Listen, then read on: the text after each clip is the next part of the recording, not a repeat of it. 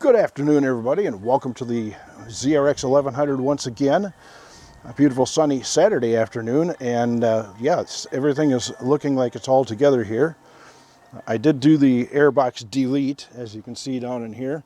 Whether that's permanent or not, I don't know. We'll just have to see. But right now, it's going to be more convenient for me to work on it with it that way. So, as you can see, I've got it hooked up to life support over here. The IV is hooked up. And that was full up to here before, so it looks like it has taken gas into the carburetors. I do have a little bit of two-cycle gas mixed in, or gas, a little bit of words. I do have a little bit of two-cycle oil mixed in with this just because. And well, this may be the day. Let's get you guys set up in a tripod, and let's see if this thing will... This is a will it start video. The moment of truth has arrived. The key is in the switch, as you can see. Kill switch is off. Throttle works the way it's supposed to work, as intended. I'm going to turn this beast on, give it full chokage, and well, everything's connectified. All the wiring is in, carbs are in. Let's see if it'll go. And so far, not so good. Oh, I heard a fire. She popped. She popped. Oh my goodness. It's...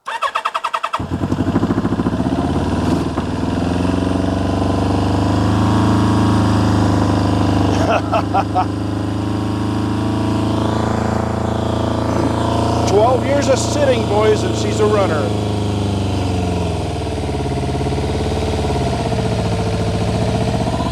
It's only hitting on 3 right now, but it is running.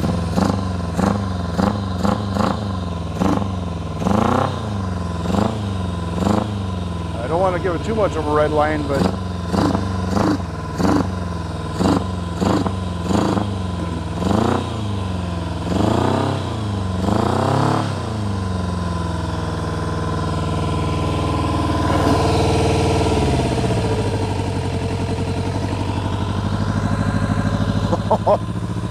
the ZRX lives, guys. 12 years of sitting in that shed, and you saw what I went through making this thing work. Oh my goodness. I just got to figure out why that one cylinder isn't hitting. Maybe it'll come alive, maybe not.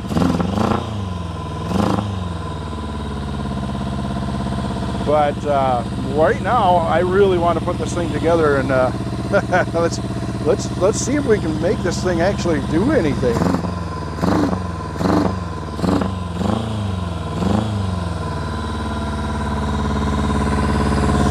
Oh yeah, I smell the old dust burning off now. All right. Now the question is, will it start back up? Let's see if we'll let it sit for a couple seconds, and...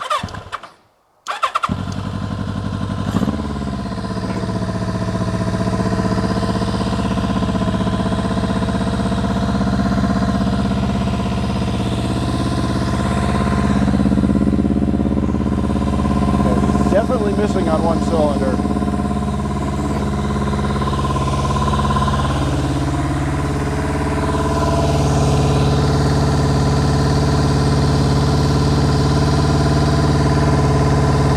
All right, this number 4 cylinder is cold. So let's look into that and find out what's going on with it. For the moment, I'm going to have to say this thing is a runner. The beast lives again. The miscreant is back. Yes.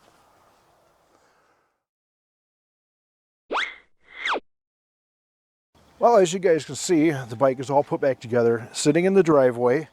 And yeah, you guys missed a little bit of footage because I had the cameras rolling, but they weren't rolling. Unbeknownst to me, both batteries had expired just after the first cold start, and I did not realize that, so we missed quite a bit of stuff. The reassembly of the bike, obviously, and it is running a little bit better, but it's really not quite there. We do a cold start on it here, and the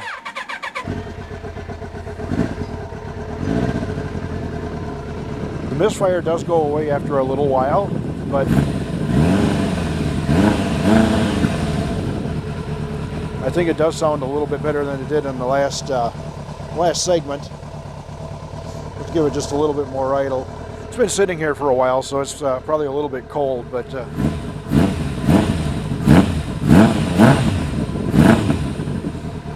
it's not quite where it needs to be, as you can probably tell when I open it up a little bit. And it is cold, so it's going to be a little bit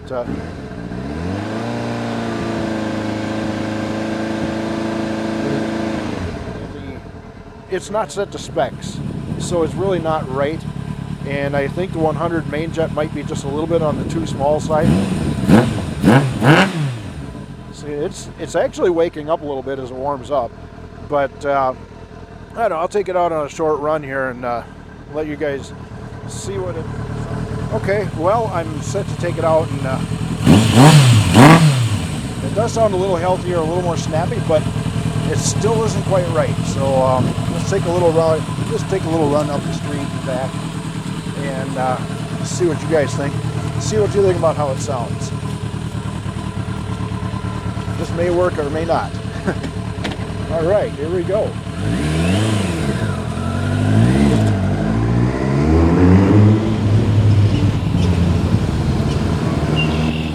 It sputters a little bit.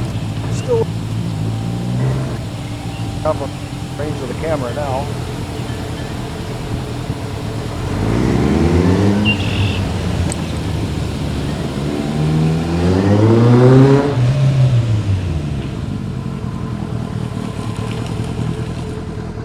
Yeah, it likes to go. It likes to run. I think just a little bit more tuning and tweaking to do on this thing, and I think it'll be good to go.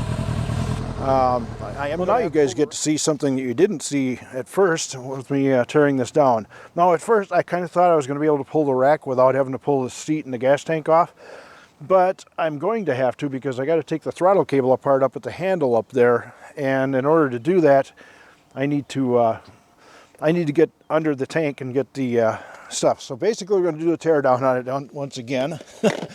I know, I'm running a driving motorcycle and I'm tearing it down right here in the driveway, but you got to do what you got to do, because that rack needs to be made right, and right now it isn't. So 2 bolts right there, and then take the fuel cock off over here, and that should be sufficient to pull the tank.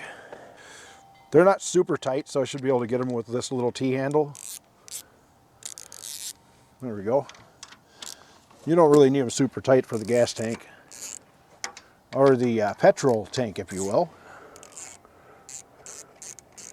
Nice and shiny too. That's because somebody, Rick, lost the originals. I put them someplace where I wouldn't, well, I shouldn't say I lost them. They ceased to be findable. I put them in a safe location where I would not lose them. And of course, as we all know, you can't lose what you can't find, right? Okay. All right, so that's off, and I don't know if you guys can see down here what I'm doing, but I got to take the fuel cock off. I think I'm going to do it down here. I need a straight screwdriver for that. Remember, when we go to put that back together, it's a 6mm. Fairly common metric size. And of course, this being a Japanese bike, everything is metric on it, so you need to keep that in mind. I am going to take this apart up at the fuel filter here, and like I said, you guys probably can't see what I'm doing here, so I'll end up editing this part out. And no, it's not spilling gas, because in order for fuel to come out of this, the engine needs to be turned on. So I'm going to actually pull it off the rack there, and there's the fuel line. Look, you can tell. And that does have fuel in it, so we'll dump that out and get rid of it. You know, we'll just dump it right on the driveway. We don't care, right? All right. So pulling the gas tank off, this can be a little bit fun. You have to lift it up a little bit, and then you reach underneath, which I don't know if you guys are seeing. I can't see the viewfinder in the camera, so I don't know what you guys are looking at. There's a vent tube there that disconnected itself automatically. Another one there that needs to be disconnected. And up in here, there's a little wire that goes to the fuel gauge float words, and then you just kind of rock and dance it back and forth like this, and kind of go up with it a little bit, back a little more. It is a very, very tight fit up in there, which actually doesn't hurt my feelings at all. Just a little bit of a job to get it out of there.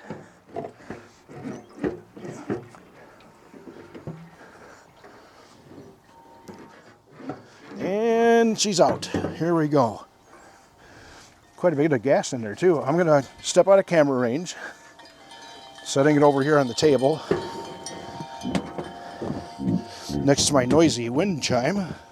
All right, so now we have this all out in the open. I'm gonna take the air filters off. So I believe a Phillips head screwdriver is going to fit into that. Yes. Just loosen that clamp a little bit. And off comes the pod, just like that. I'm going to stick them down in the, I call it the trunk, the storage area, whatever you want to call it down in there. There's all kinds of room in there, so.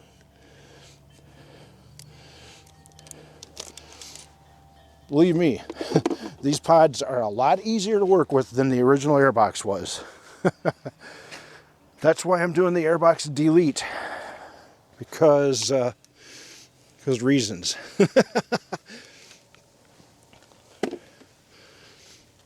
The only little bit of skepticism I have right now about these is that there's not a whole lot of flange on there for these to grip onto, so I need to really tighten those flanges down. Or I should say the Jubilee clips on these things need to be really cranked down in order to hold on to those. There's ridges in there, so that does help, but you know, can only do so much.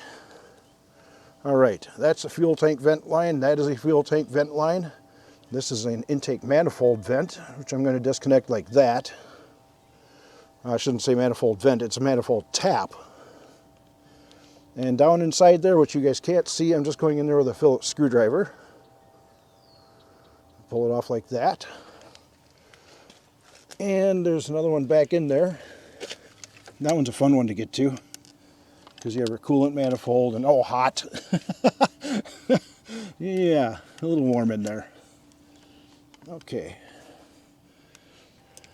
All right, I'll get in there at that one. I don't know, you guys see it? Yeah, neither can I.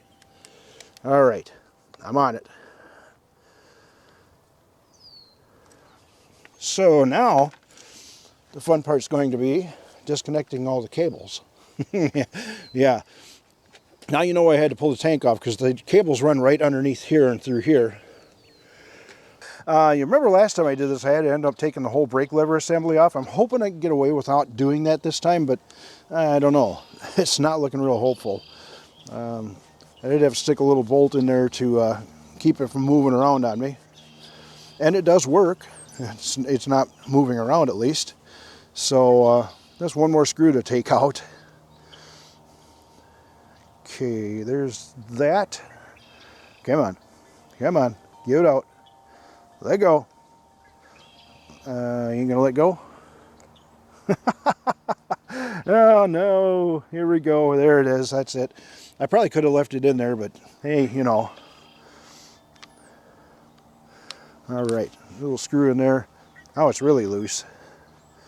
And it's a bummer. It really kind of sucks that I have to take this all apart when I pull the rack off, because this is a son of a gun to get put back together.